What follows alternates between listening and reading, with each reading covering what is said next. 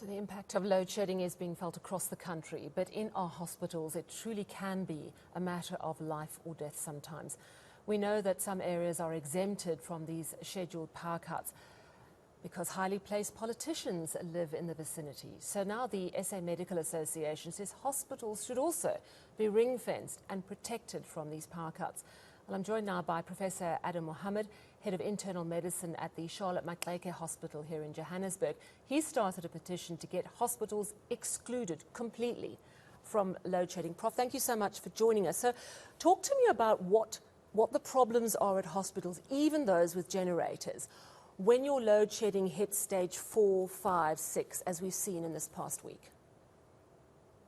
Thank you so much for having me on your show and highlighting the crisis that we're in. So I'm not just speaking on Charlotte, I think I'm speaking across the country for all the hospitals, and various hospitals have various degrees of external power source outside ESCOM generators. If you look at lots of clinics out there, they don't have anything. So when they have load shedding, everything stops. Those patients that are queuing for hours from the morning waiting for care, they queue for longer and sometimes don't even get care.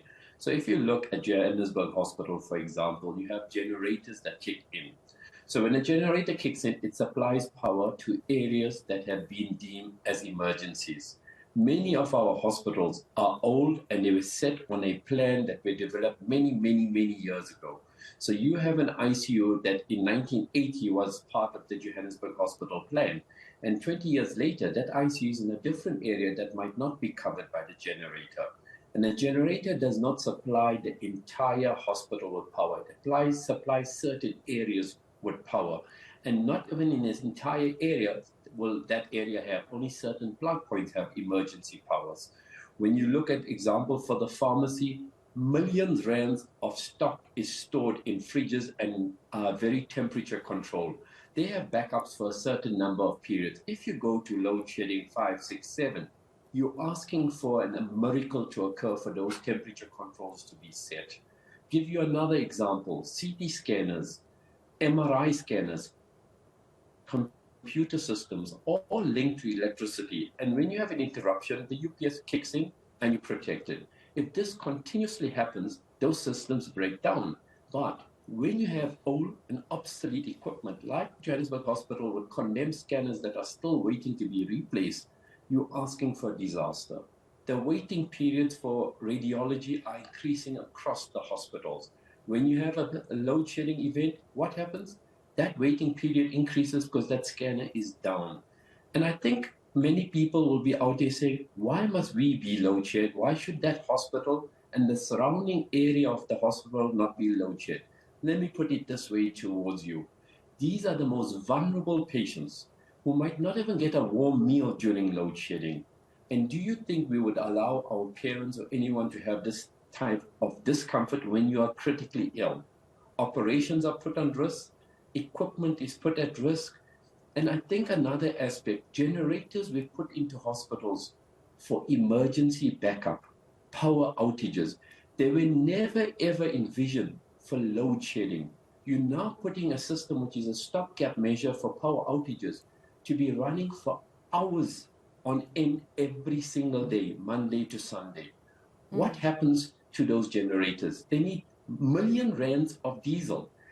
On average in our hospital, you're looking at 800 to 900 liters of diesel per day that we're using. Who pays for this? It comes from the patient's budget. Patients are getting a smaller piece of the pie whenever their salary increases, increase appointments, increase diesel, increase consumer index, whatever. The most vulnerable patients are getting hit. And I can't see why a hospital, an essential service, is not being protected. It's a constitutional right to have access to fair and health care. Yeah. And if a system is not working, don't go and break another system. Absolutely. To your knowledge, has anyone died as a result of load shedding in either your hospital or in other hospitals or clinics that you're aware of? So I know of near misses in my hospital, but to be honest, to get accurate data of someone dying from a load shedding event would be very difficult. There's still a lot of fear out there in the healthcare sector. There's still a lot of intimidation. And we've seen previously from disciplinary actions, everyone is scared. But the reality is we all have homes, we all have load shed, and we know what happens to our appliances when things are blown. We've It's so seen the true. insurance rates picking up. It's a real problem. So Talk we to know the me, burden. sorry to jump in, just talk to me about the near misses you said you've experienced. What actually happens in a sort of near miss situation like that? So in casualty, it took a while for a generator to kick in, and they were busy resuscitating a patient in the dark. Obviously, with most doctors carrying their cell phones, you can do things with your torches of your phones to assist you in a short time period. Luckily, a second generator, a backup of a generator kicked in. And this is what people don't realize. A generator is not a fail-proof mechanism. It can still go, and we have been having issues of maintenance, which is somehow improved in the last bit. And we've been having issues of DB boards, overload circuits going, and we have to continuously replace this. Again, where does this money come from? Yeah. From the budget of patient care. And as you've explained so well, of course, this is something that's affecting all hospitals, particularly older hospitals, but the burden on all this equipment by the on-again, off-again nature of load shedding is massively problematic. And of course, your hospital, Charlotte Maxeke, is still battling to get back on its feet after that awful fire of a year ago. Talk to me briefly about your petition. How many people have signed it? What are you going to do with it? How do you think it's going to affect change? I hope that it's not just doctors and healthcare workers signing this petition.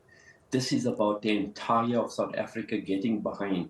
If we can make a big enough noise, if we can get, I know it's being optimistic, but in my heart I do believe that human nature of South Africa is amazing. And if we can get over 1 million signatures, which politician is not going to take accountability and responsibility? The next aspect for this petition is to go to the relevant departments, Gauteng Department of Health, Department of Health, and all the other departments that are linked to electricity and say, have a heart, be soft to the vulnerable patients, please take us off the system. Is this unique what we're asking for? It's not. Western Cape has done it. So if there is already a precedent, why do we have to go and reinvent the wheel? Why do we have to fight for this? But the fight is going to happen from communities. So I think a lot of people may want to support your petition. How do they find it? How do they sign it? So it's on social media. It's on petition.org. And we'll try to send out more information on the different newsmedia outlets or whatever. But even if everyone speaks to their councillors, their politicians, whether you're ANC, DA, EFF, we're talking about human beings and we're talking about patients. Get your councillors to make noise. And everybody who shakes the tree will let the branches shake and fruit will fall so we all can benefit. Well, there's something we can do. We're feeling quite helpless, but this is something South Africans can certainly get behind. Thank you so much for chatting to us this evening. Professor Adam Mohamed, Head of Internal Medicine at the Charlotte Maxeke Hospital in Johannesburg. Now, he started a petition to get hospitals excluded from load shedding. He says you can find it on social media, but also petition.org if you want to have a look at that.